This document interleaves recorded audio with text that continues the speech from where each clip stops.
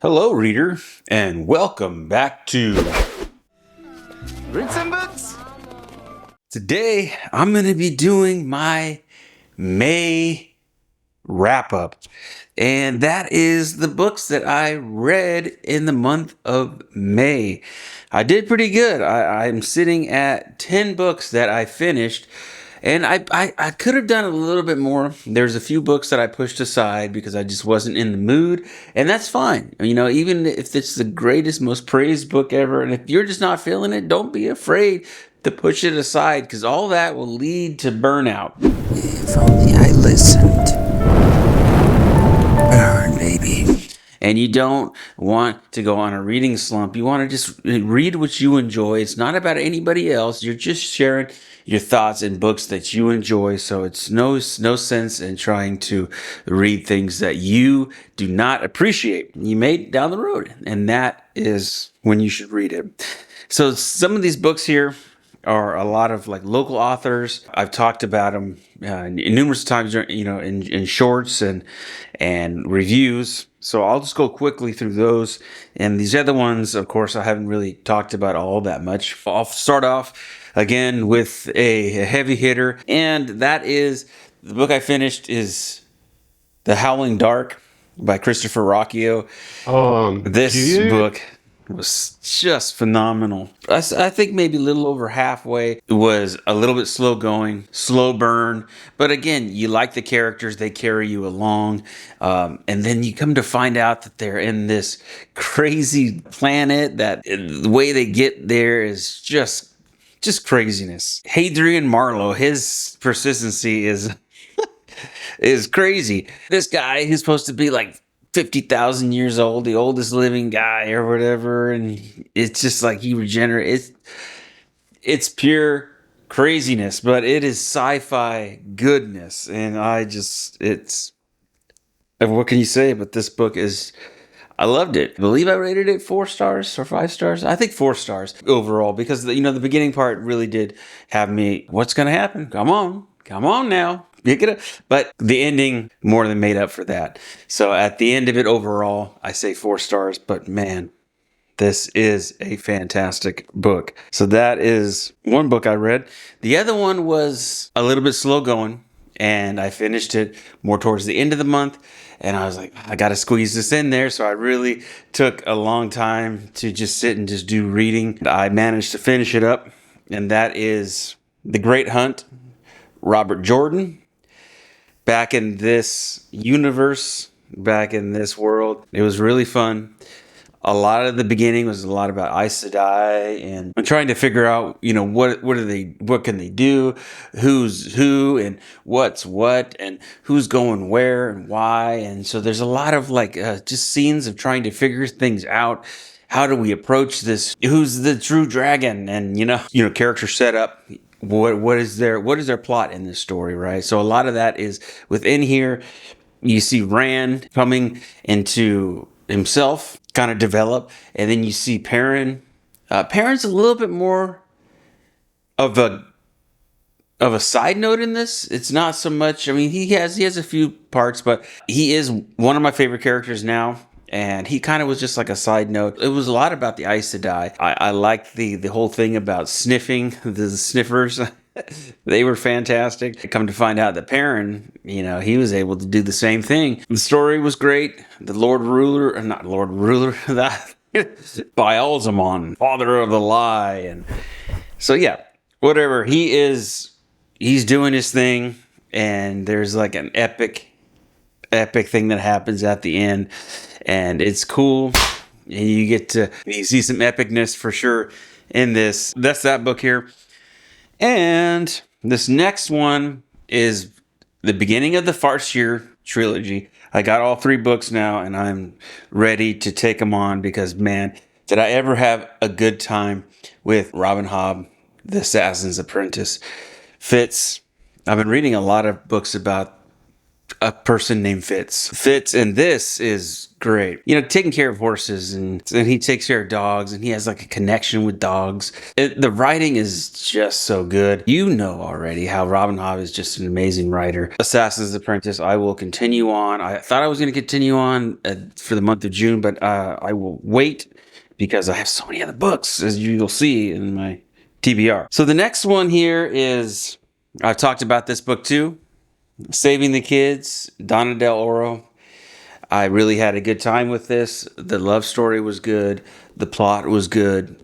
It's interesting. It's suspenseful. It's well written. She knows her stuff. The characters are likable. There's like betrayal in it. You get to feel for the characters, the aliens that hop the border, searching for a better life, but they are used for other horrible things like selling drugs and like trafficking and all this garbage. The ICE workers and kind of see what that's kind of all about. So yeah, I really enjoyed my time with this book.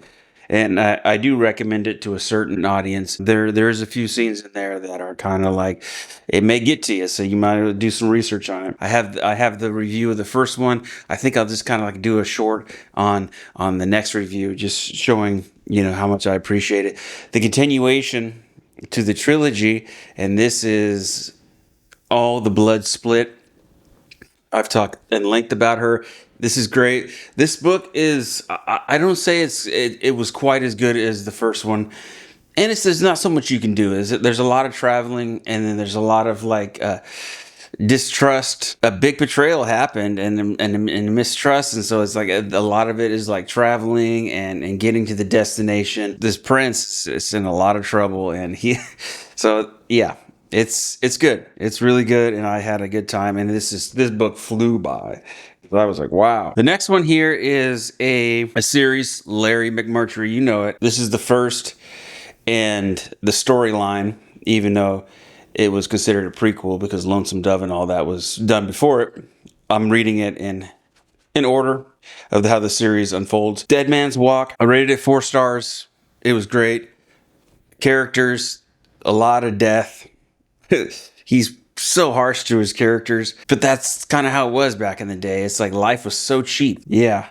So therefore you have Dead Man's Walk, and man, was it ever a dead man's walk. Those Comanches are crazy. A Buffalo Hump was insane. And then you got the Apache. And then, oh man, it's crazy, but it was entertaining, and I did enjoy my time with it. This next one here, I have a review on the channel, so go check it out. Leopard Errant. I really enjoyed this. I rated it 4.5 stars. Fallon O'Neill is amazing. I just love it. This book is good. Please check it out. This next one here, he's a fellow YouTuber too. He's always talking about a series, and he is right. He writes like a madman, and he's got other series coming out. And his new series he just told us about was Kick the Bucket. There's like a cool series. It's like a cozy fantasy. And I really liked this first book here, Servant of the Crown. I even wrote a song based off of this book, but I don't think the algorithm likes it too much because I put the other video out, and now it's like it doesn't kind of know what to do with the newer channel. So I was told to kind of just stick with whatever your topic that you're talking about, because you don't want to trip out the algorithm, and I'm going to do that. So I probably won't maybe release all these songs until a later date, or maybe even a different channel, because of course I want to be able to talk to people about books, get the message across, and all the greatness that are out there, all these good, cool books. A Servant of the Crown, it's great. It's fantastic. It's not how the cover is portrayed. It is very much a slow burn, very character driven, and well written. I really applaud Paul Bennett on that one. This next one I talked again at length about, Just Friends. I gave it about a 3.5. It was kind of written it wasn't written with me in mind. That's for darn sure. But anyways, it was good for what it was, right? For her audience, what are they called? Girly pops or something? They, yeah, that's for them. She stuck with what works, right? Going to college, coming of age, high school lover and football player. She's going through a lot of things. A lot of these things you've heard and are tried and true. It's a good book. I like it. It's just like very, very cute for what it is. A lot of people, if it's in the right person's hands, it'll be a 4 or 5 stars. So that's what I'm saying. And the last book here that this is what really stalled me with like reading other books in this month, because this is a big one, and that is your boy Brandon Sanderson, and this is Word of Radiance.